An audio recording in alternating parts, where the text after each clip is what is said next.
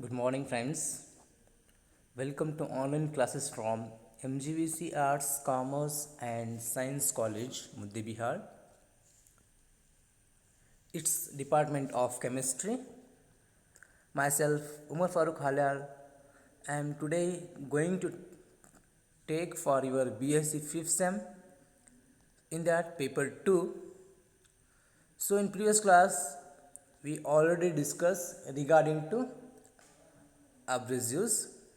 So in that abrasives, today we are going to continue the remaining bits. So first, in previous class, I already told that one bit is there, that is Mohs hardness of scale, and after that manufacture and applications of alundum or corundum. So these two bits are we are going to study in today's class. Mohs hardness scale, it is a scale we are using for the hardness of that particular minerals by the scientist Mohs. He mentioned total 10 numbers and 10 minerals according to their hardness scale. In that, very soft mineral according to this Mohs scale is talc, and very hardest material or hard mineral according to this Mohs scale is diamond.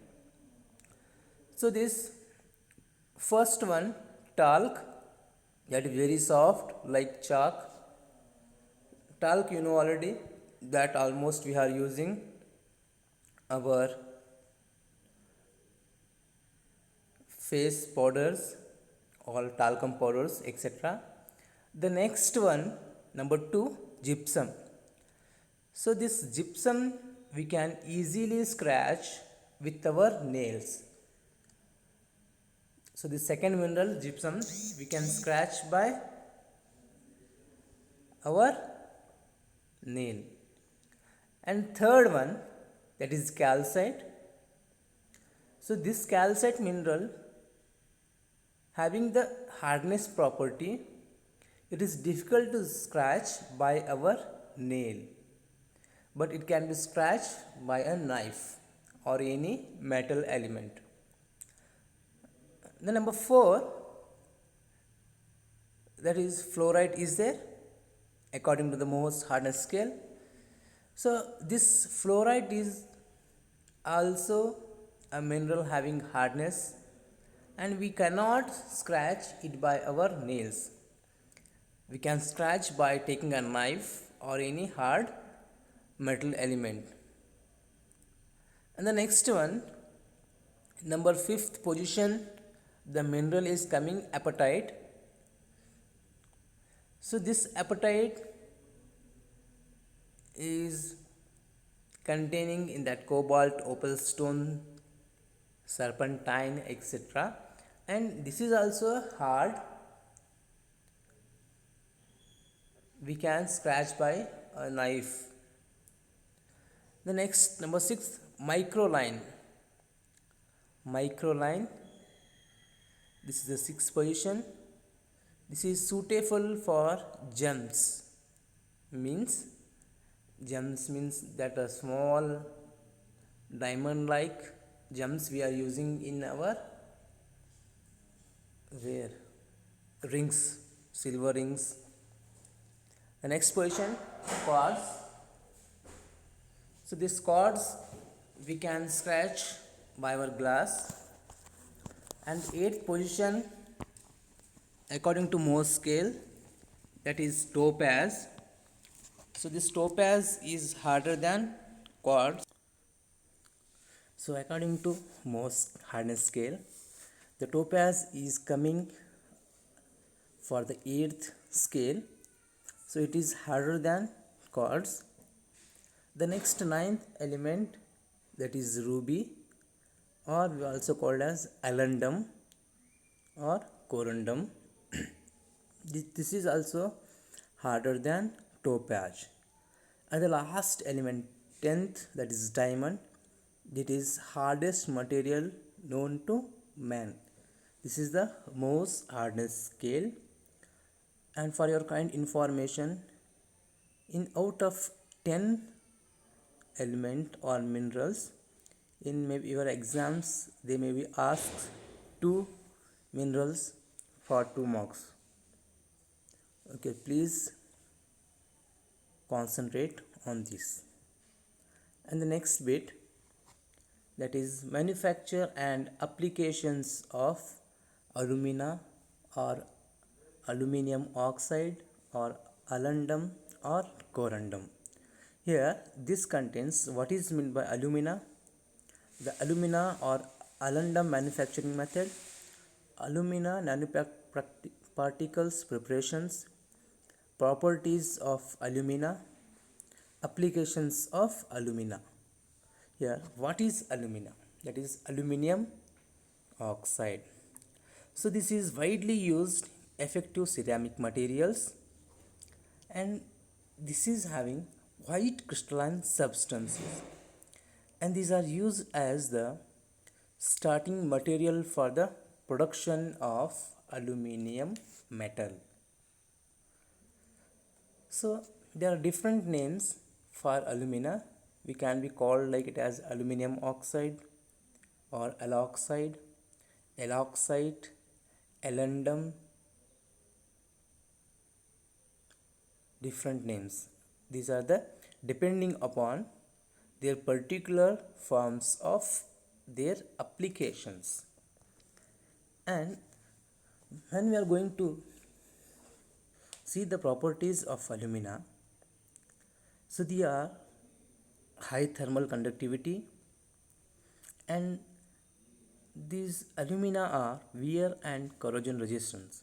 That means corrosion resistance,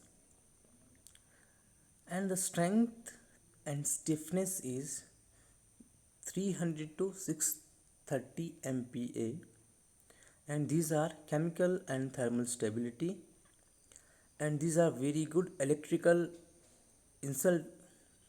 insulations from 1 into 10 to 14 to 1 into 10 to 15 ohm centimeter, and these are very high compression strength, that is of about 2000 to 4000 MPa.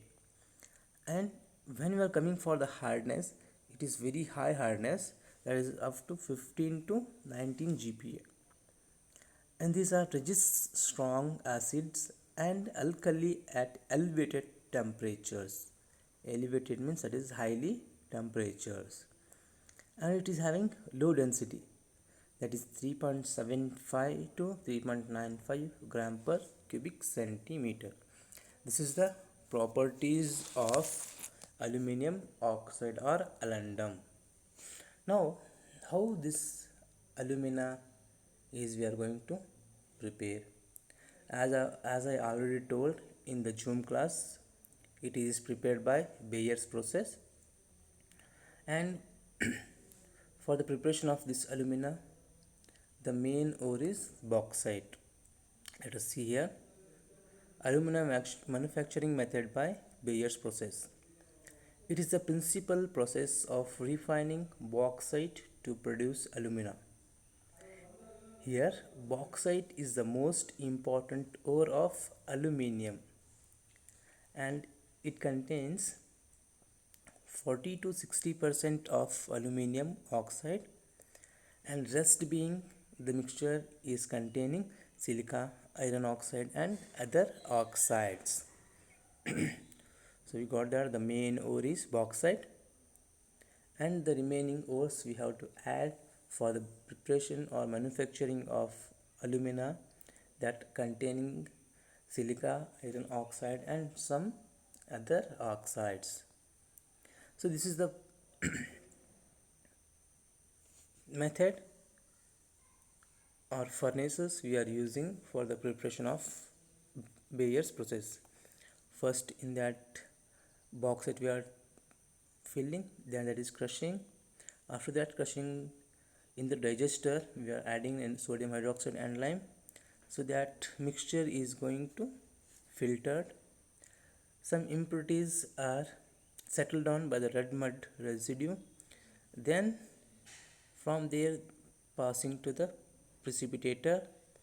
In the precipitator, aluminum hydroxide is settled down. After that, that is going to calciner. There we have to got the pure alumina. This is the one furnace or the structure of the Bayer's process. Alumina nanoparticle preparations. So here alumina nanoparticle preparation, first we have to prepare by Sol-Gel method. Then we are going through emulsion combustion method. Then we are moving for spray pyrolysis method, hydrothermal method, mechanical milling, co-precipitation method, vapor phase reaction and combustion method. Now coming for the applications of this aluminum oxide. As I told you in gym class, there are several applications are there for this aluminum oxide. First, in the filler, this filler is used as filler for plastics and also common ingredient in cosmetics such as lipsticks and nail polish. So these are used as a filler in the lipsticks and nail polishes. And catalysis. Alumina is the catalyst in the Claus process for converting hydrogen sulfide waste gases into elemental sulfur in refineries. It is also useful for dehydration of alcohols to alkenes. So catalysis, this is used as a catalyst, and so mostly this is using in the Claus process. Why? For the converting of hydrogen sulfide waste gases into elemental sulfur in refineries. And also this is we are using for dehydration of alcohols to alkenes. Along with that, we are using this alumina in the purification. So in the purification, alumina is widely used to remove water from gas streams. Then this alumina is also used as an abrasive. Like the many type of sandpapers use alumina crystals. It is low specific heat make it widely used for in grinding operations. As I told that in gym class, and some of you friends also answered for this. This sandpaper we are using for smoothing of the surfaces like window or any metal surface. We are rubbing by that sandpaper. So by that crystals present in that sandpapers, they are helps to smooth that surface. And the next one, paint. So this alumina or aluminum oxide is used in paints for reflective decorative effects such as in the automotive or cosmetic industries.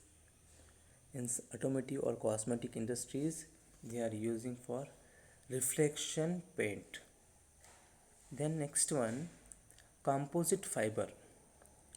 This aluminum oxide has been used in a few experimental and commercial fiber materials for high performance applications.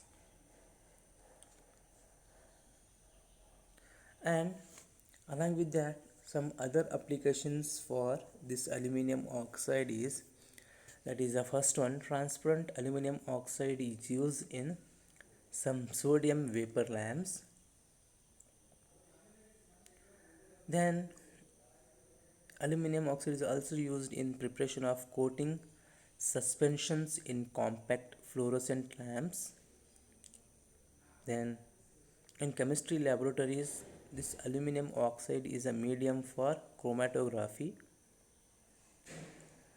So next application, health and medical applications include it as a material in hip replacements.